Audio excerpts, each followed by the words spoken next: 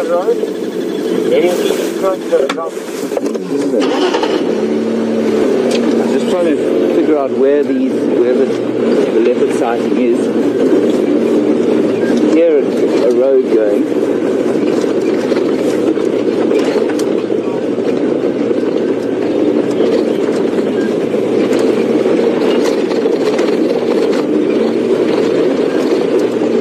Jackals, or most canids, only live to about 5 or 6 out here. Wild dogs the same. I couldn't answer you as to why they don't live as long as they do sort of domestically. They certainly live longer in captivity than they would out here.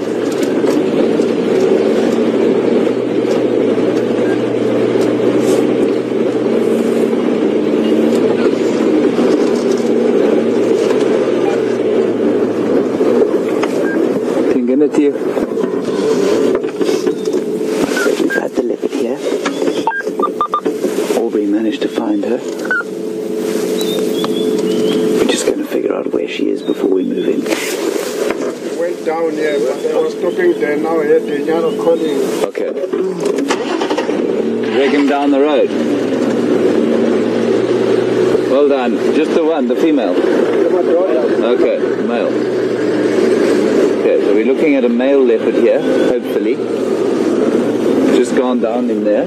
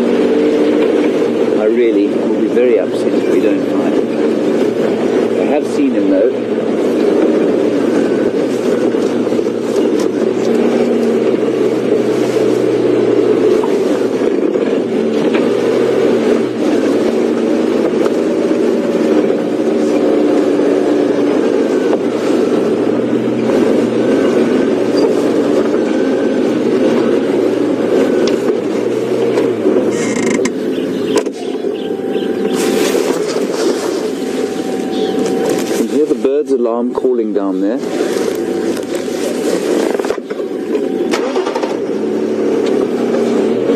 going along here a little. We're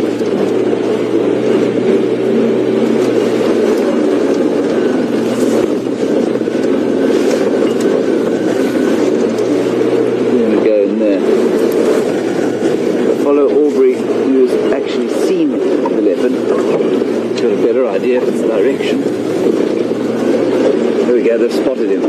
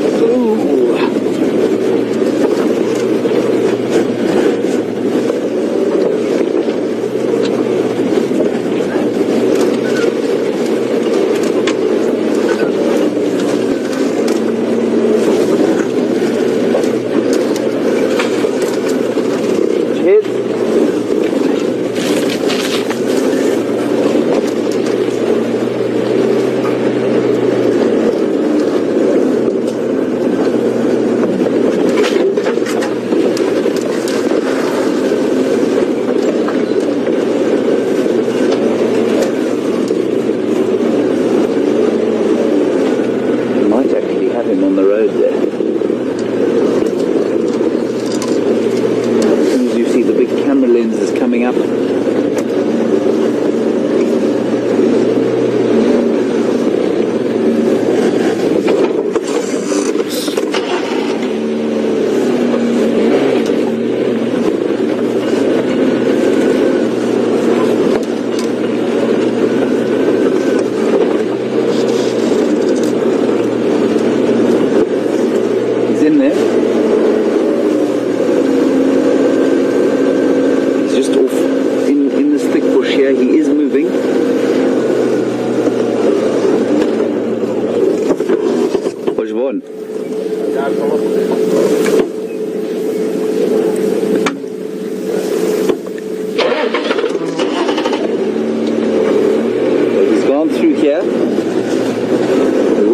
On the road. I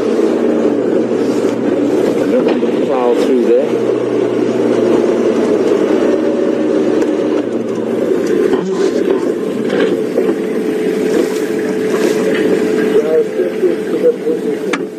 Okay.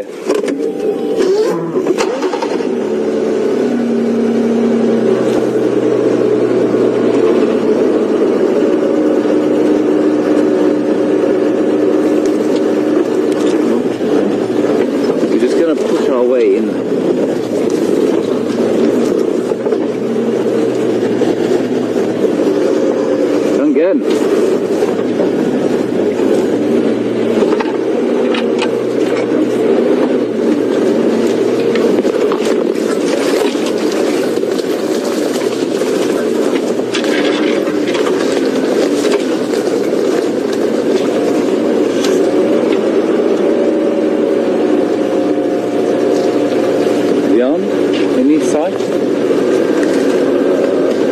Nothing yet. Very unkind that we haven't managed to find him.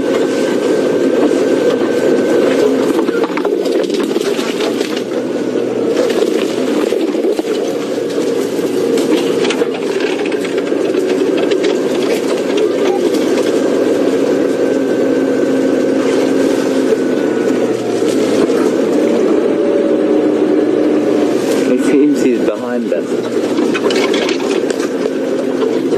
I can see nothing in here. It's blinding me.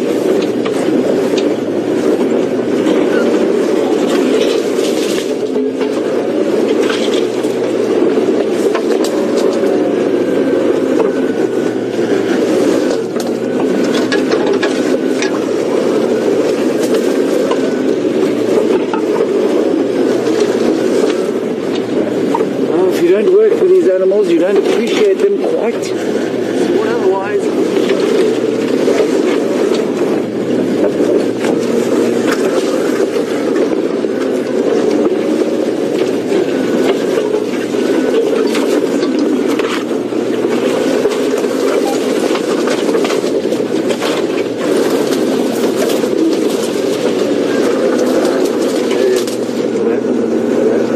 Can you see him? Yeah.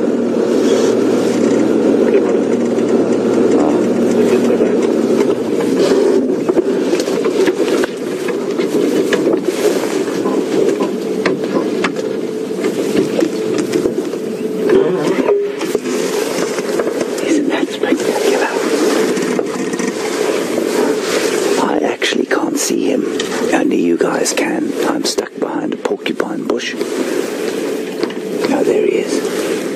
I mean, that is just really special to be this close to one of Africa's most spectacular cats.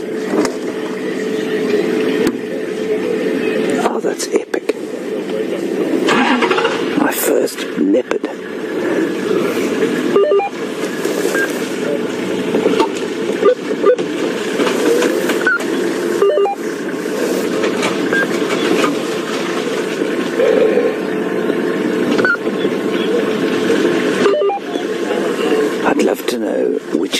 If any of you have any idea, please send through some feedback for me.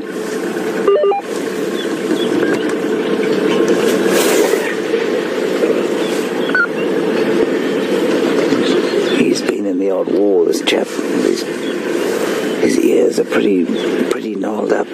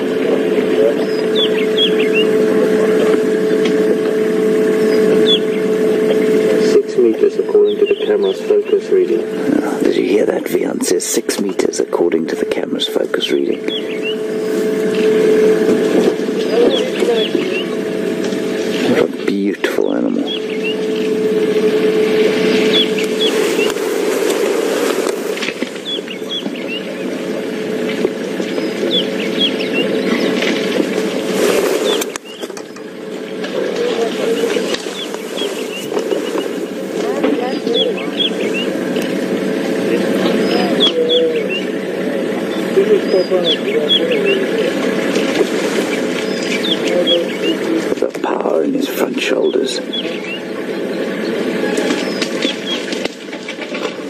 But unkind of him to lie down backwards to us like that. I'm not going to move us at the moment. There's quite a lot of activity around him, and I don't want to disturb him too much.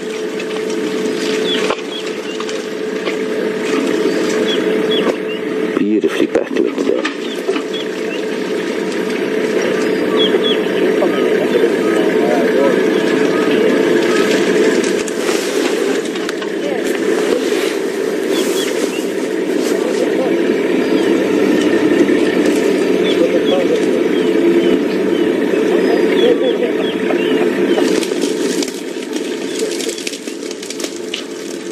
As far as we know, the female hasn't been seen, and they were definitely tracking each other this morning.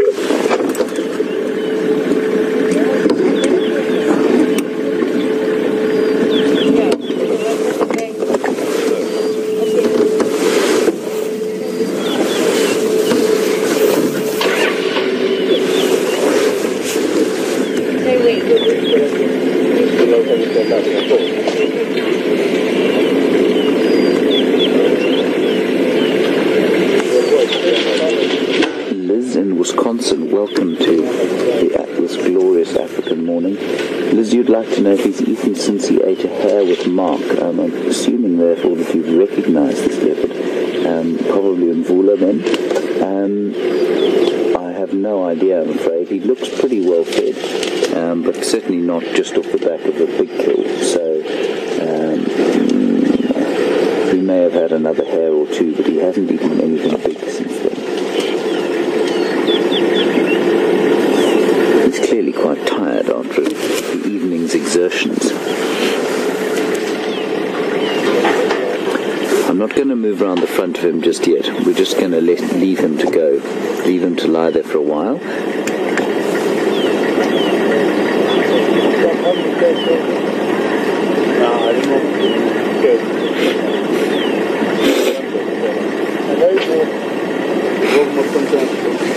Thank you to all of you who've let me know that this is indeed Mvula. Lisa Osborne especially, who says he's 10 years old, so he's a male in his prime. And you can see that as soon as he stands up, of course. I mean, he's a really big, solid fellow. And he's been through the odd war, as evidenced by his lacerated ears. So he's earned his rights wherever he is.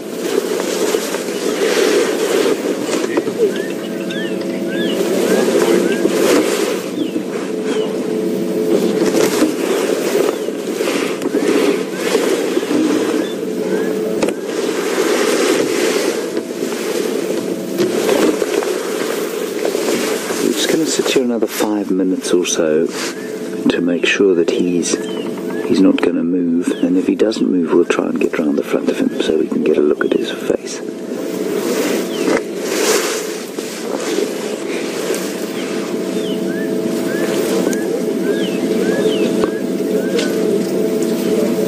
It's just stunning the way the morning light catches a leopard's coat. There's no pelage quite like that.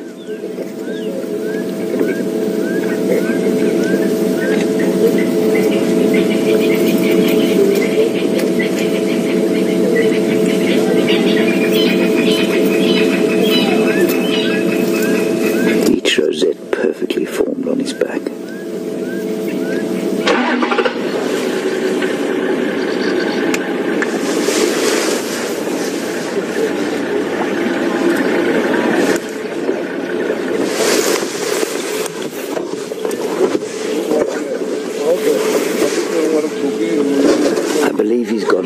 Injury, and you'd like to know if it's better. I didn't know about that, but let's see if we can't find out.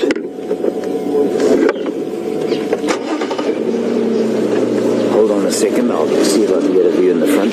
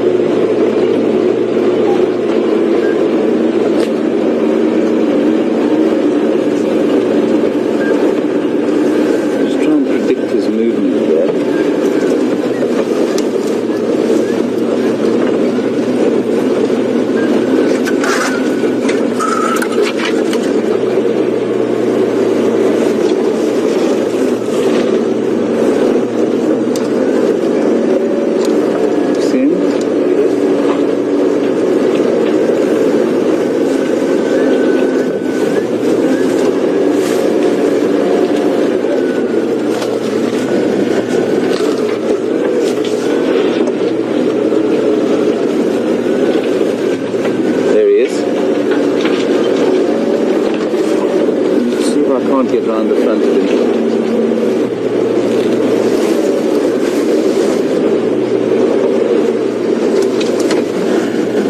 Others will stay with him, so just hold on tight and bear with me. I'm going to try and get round the front.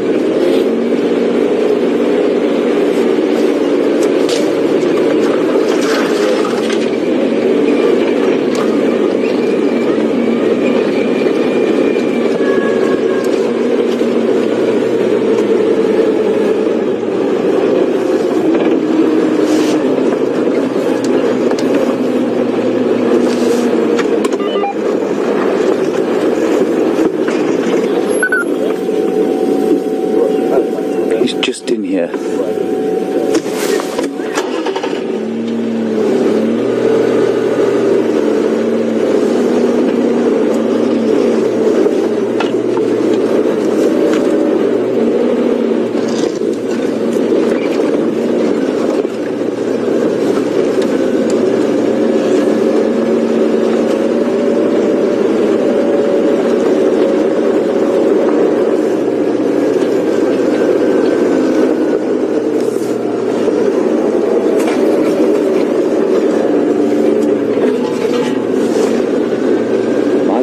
To know how Mvula was injured on his ears. Michael, it's difficult to say, but you've mentioned thorns, you've mentioned fights with other leopards. All of those could cause those injuries, and those look to me like battle scars. So I suspect quite strongly that those are fights with other leopards.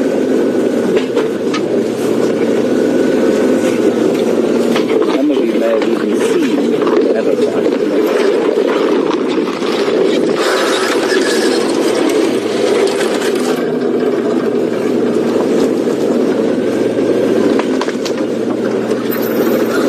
There he is. You just see his spots. I'm just going to zoom in through there. I'm going to get you to have a look at the spots there. You see him? Leon? He's there, just if you go... I haven't, but it's obstructed. Oh, I see, okay. We'll try and go around there. Not being particularly confiding. Moving.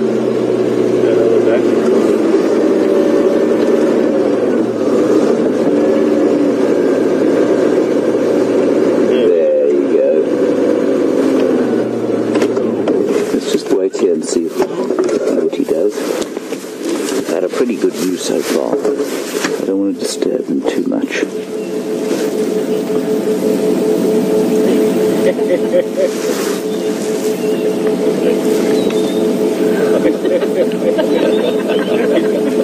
Good job, yeah.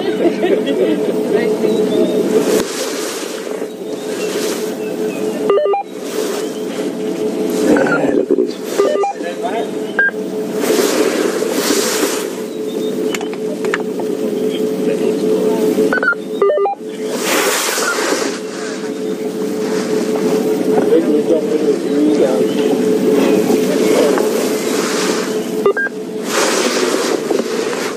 Noreen in Wisconsin, welcome to the African morning from your American evening.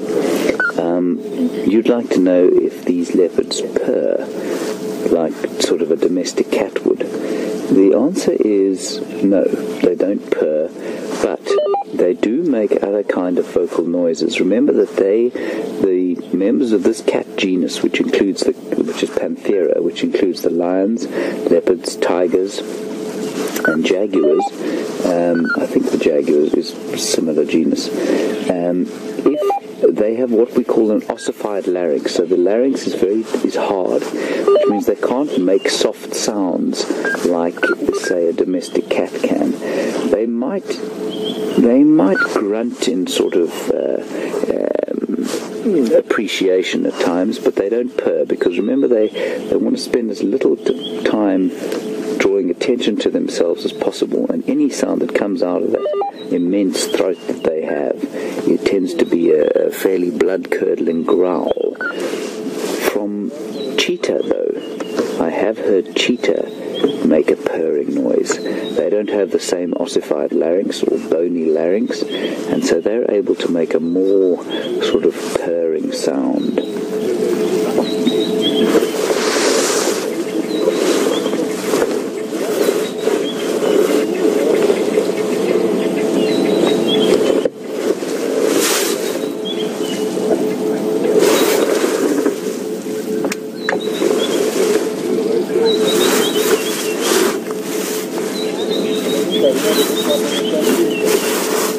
Judy, welcome to the morning. Do we get cheetahs in this area? The answer would be yes, but rarely. Cheetah, remember, is a courser, so not a stalker like a leopard is, and so they need space to run. And this area is not ideal if your top speed is over 100 kilometers an hour, that's 60 miles an hour. You can imagine trying to run at that speed through this bush. So cheetahs like more clear areas, but that's not to say that we wouldn't find them passing through an area like this. They tend to be less territorial in the face of pressure than the other cats, and so yeah, we may well find them passing through here, but they're not common.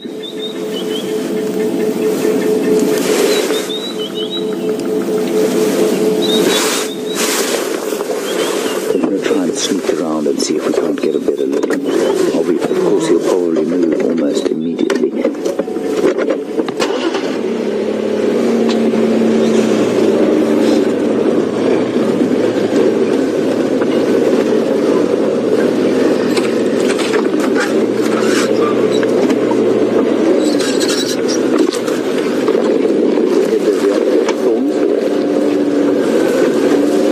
Everybody duck down.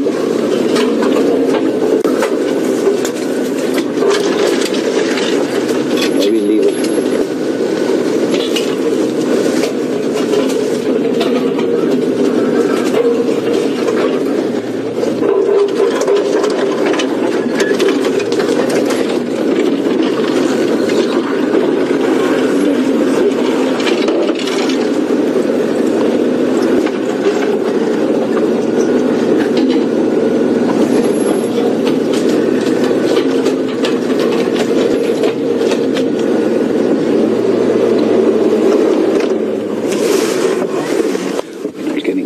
From here, so I'm going to have to go around the other side if we get on.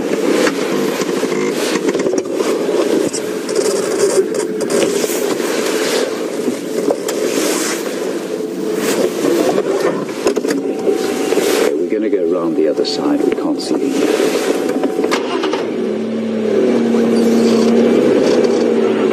Asponag. Dajiga kwale.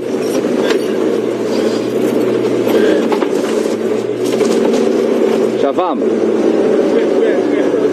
Okay.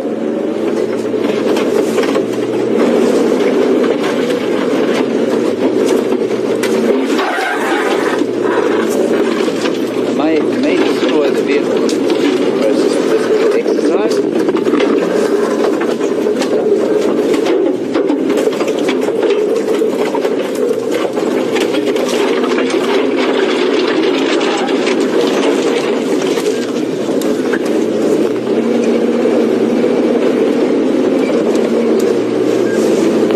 Right, we're out of the thick stuff. We'll try and get back in there now.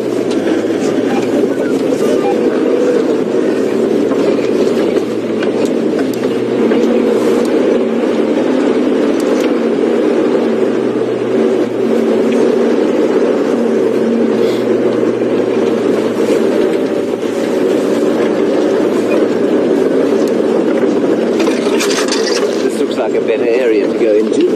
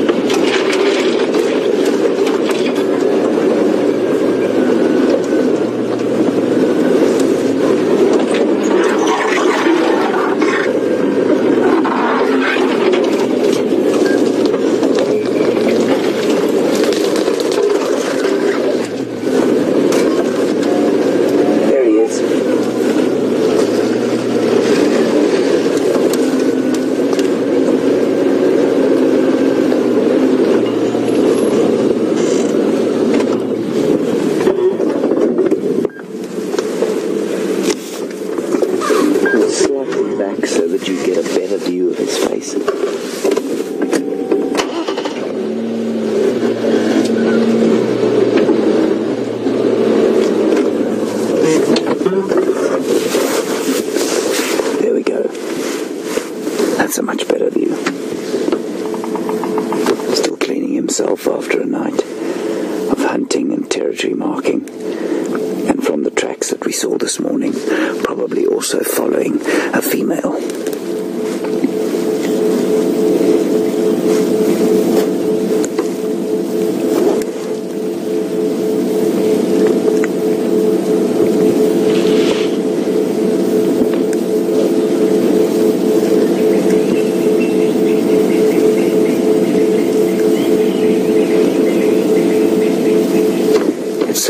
To spend time with a cat that's relaxed. Green? Yeah, we want to go. Okay, we can see. Get on.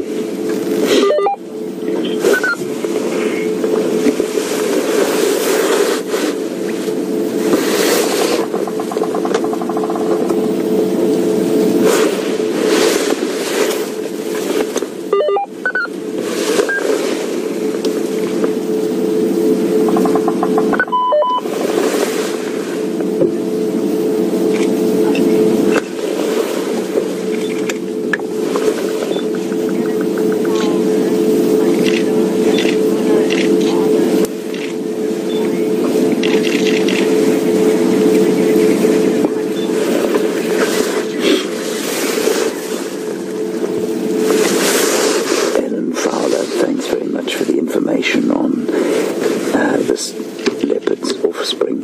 I believe he has already mated with Karula and produced some offspring. Thanks for that. And I suspect he's trying for a repeat performance now, given the tracks that we saw this morning.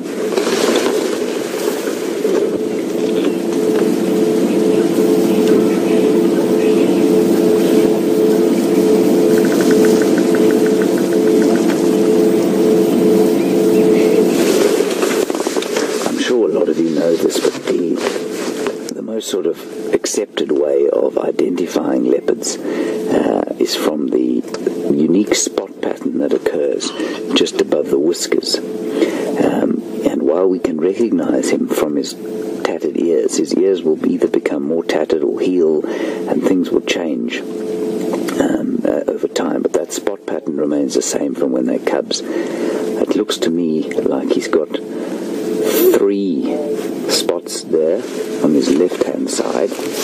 I can't see on his right.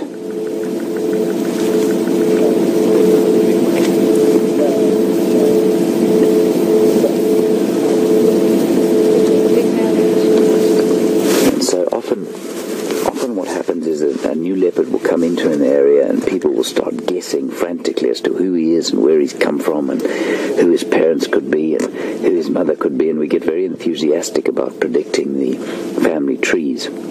But unless you can get a very distinct or very definitive look at that spot pattern, or perhaps some other definitive spotting on the body, it's very difficult to say which leopards are which.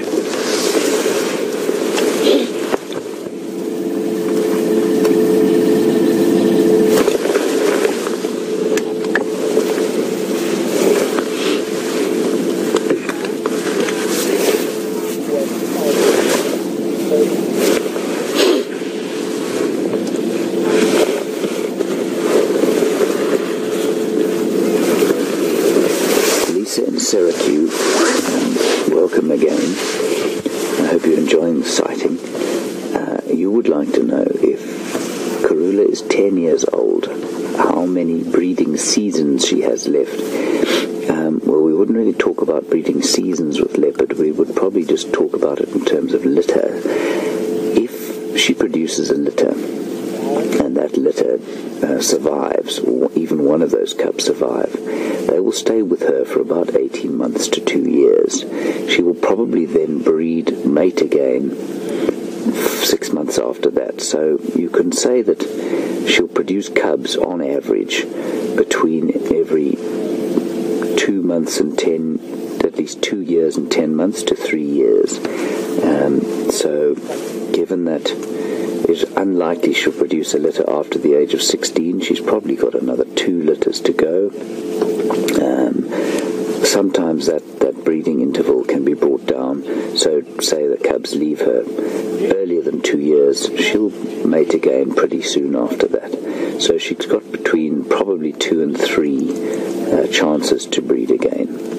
I don't know how many litters she's produced. I think she's produced 4 litters before, so she's probably got quite a low birthing interval period. It'd be very unlikely for a female to produce cubs after the age of 16, but not impossible.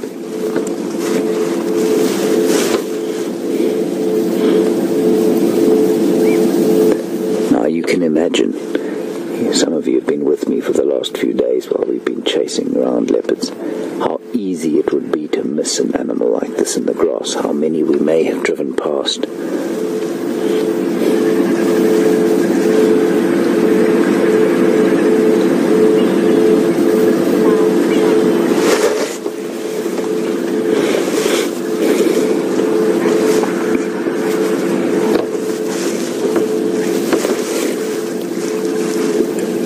Mvula takes the strain off his evening, we're going to cross it to Brent, who is tracking some lions. I'm not sure which pride, but let's go and see how he's doing.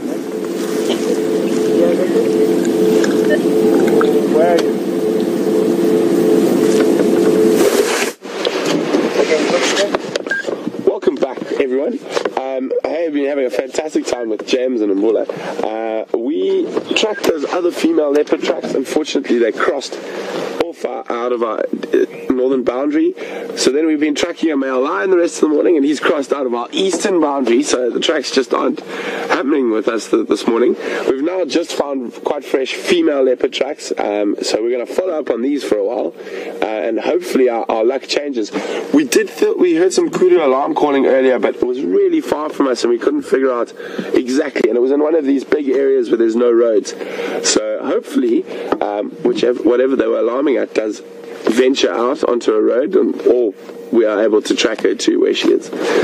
Let's carry on.